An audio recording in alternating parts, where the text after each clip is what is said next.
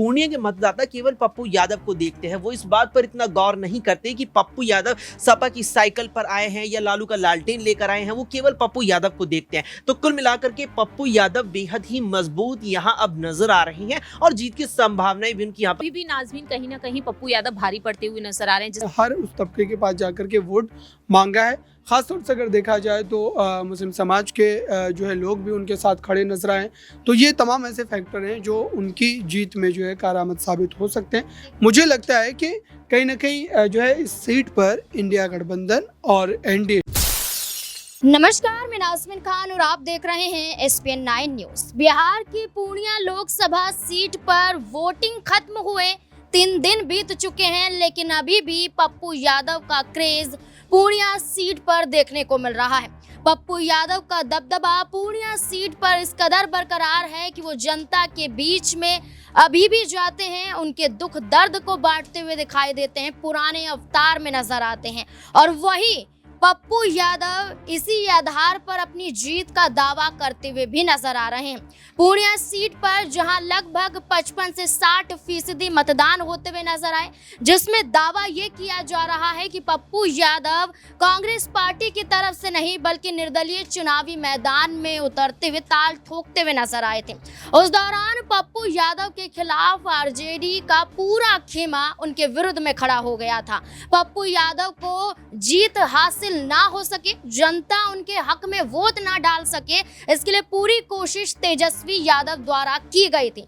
लेकिन तेजस्वी यादव की चुनावी रैलियों का असर भी पूर्णिया सीट पर नहीं पड़ पाया और पप्पू यादव कहीं ना कहीं अब पूर्णिया सीट को लेकर खुश होते हुए भी नजर आ रहे हैं, जिसके आधार पर यह कहा जा रहा है कि क्या अब पूर्णिया लोकसभा सीट पप्पू यादव के खाते में आती हुई नजर आएगी और बीमा भारती और जेडीयू के संतोष कुशवाहा यहां पर हाथ धोते हुए दिखाई देंगे। इसी से जुड़े हुए तमाम सवाल बनते हैं। न्यूज रूम में मौजूद हैं अक्षय, मेरे साथ मौजूद हैं। अक्षय, क्या लगता है कि क्या वाकई जो रिजल्ट आएगा 4 जून को पप्पू यादव के हक में आएगा? क्योंकि जिस तरीके से माहौल हम पूर्णिया सीट पर देख रहे हैं, पप्पू यादव की मौजूदगी अभी देख रहे हैं, तो क्या लगता है कि तेजस्वी यादव की चुनावी रैलियां फेल नजर आ रही हैं और पप्पू यादव कहीं ना कहीं जीत रहे हैं? देखिए, वाकई में पप्पू यादव के निर्दलीय नामांकन भरने से पहले तक केवल पूर्णिया की भी अगर बात की जाए तो मुकाबला यहाँ पर 2 गुटों के बीच ही नजर आ रहा था, एनडीए बनाम इंडिया गठबंधन। लेकिन जब से पप्पू यादव ने निर्दलीय उम्मीदवार के तौर पर अपनी ताल ठोकी है, वो मुकाबला न केवल त्रिकोणीय हो गया, उस त्रिकोणीय मुकाबले में यहाँ जीत की संभावना भी अभी तक यहाँ पप्पू यादव की ही ज्यादा नजर आ रही है और उसके कई कारण मुझे लगता है नजर आते हैं। अगर यहाँ पर आप पिछले राजनीतिक करियर पर यहाँ मुझे लगता है कि नजर डालेंगे पप्पू यादव की, तो वो भी कहीं ना कहीं इस बात की ओर इशारा करता है कि पप्पू यादव जीत की ओर बढ़ रही हैं। जिस तरीके से 3 बार केवल पूर्णिया से अपनी राजनीतिक करियर में सांसद रहे और उस 3 बार में भी 2 बार निर्दलीय, तो 1 बार सपा की साइकिल पर सवार होकर आए। यानी कि पप्पू यादव जब पूर्णिया में चुनाव लड़ने के लिए पहुंचते हैं तो पूर्णिया के मतदाता केवल पप्पू यादव को देखते हैं। वो इस बात पर इतना गौर नहीं करते कि पप्पू यादव सपा की साइकिल पर आए हैं या लालू का लालटेन लेकर आए हैं। वो केवल पप्पू यादव को देखते हैं। तो कुल मिलाकर के पप्पू यादव बेहद ही मजबूत यहाँ अब नजर आ रही हैं और जीत की संभावनाएं भी उनकी यहाँ पर बेहद ज्यादा लग रही है। एक और सवाल रहेगा कि कांग्रेस पार्टी ने ना तो अभी तक निष्कासित किया है, ना ही अब कांग्रेस पार्टी पप्पू यादव को लेकर कोई सवाल खड़े कर रही है। तो क्या ऐसे में मान लिया जाए कि पप्पू यादव ने जो चैलेंज दिया था, निर्दलीय चुनाव लड़ूंगा भी, जीतूंगा भी और मुझे यहाँ पर कोई हटा नहीं सकता है, तो क्या कांग्रेस पार्टी अब उनके आगे झुकती हुई नजर आ रही है? क्या मान लिया जाए? देखिए, कांग्रेस ने 2014 के लोकसभा चुनाव बिहार की 40 सीटों पर आरजेडी के साथ महागठबंधन में लड़ा। उसके बाद 2015 में फिर आरजेडी के साथ महागठबंधन में लड़ा। हालांकि उस वक्त महागठबंधन में जेडीयू भी थी, लेकिन फिर 2019 के आम चुनाव और 2020 के राज्य विधानसभा चुनाव भी आरजेडी के साथ महागठबंधन में लड़े और कांग्रेस को हासिल क्या हुआ? कुछ नहीं। कांग्रेस के पास एक लोकसभा का सांसद बिहार से जरूर है, लेकिन इसके अलावा विधानसभा में भी कुछ खासी बड़ी ताकत कांग्रेस के पास नहीं। और उसका कहीं ना कहीं बड़ा कारण ये भी है कि बिहार में भी कांग्रेस के पास कोई बड़ा मजबूत चेहरा नहीं है। अब आप यहाँ पर गौर करेंगे तो पप्पू यादव ने जब अपनी पार्टी का कांग्रेस में विलय किया था तो उन्होंने ये बात भी कही थी कि मेरा लक्ष्य बिहार की 40 सीटों पर कांग्रेस को जीत दिलाना है।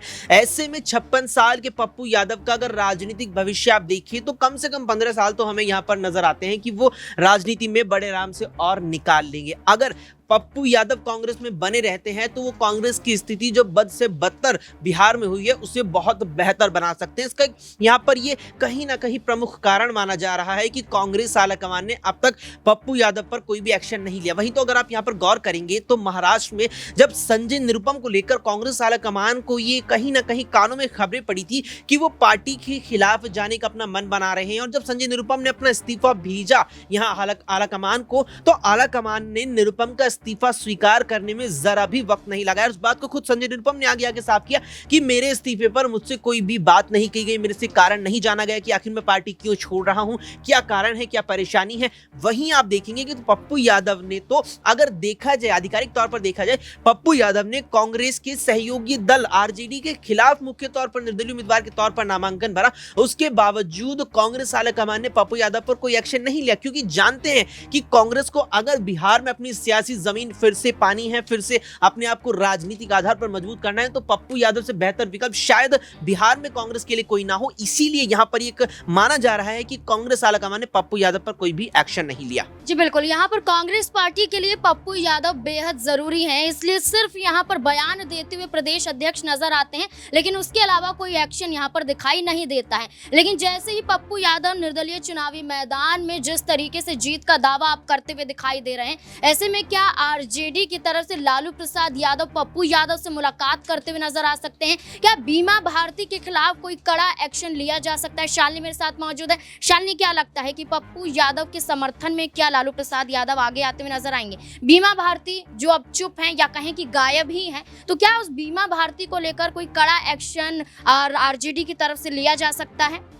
देखिए नाज़मीन, जैसे आपने कहा क्या लालू यादव पप्पू यादव के समर्थन में आ सकते हैं, तो ये बात तो कहीं ना कहीं कहना बिल्कुल ही नहीं बनता, क्योंकि लालू यादव खुद अपने प्रत्याशी के खिलाफ तो नहीं जा सकते हैं।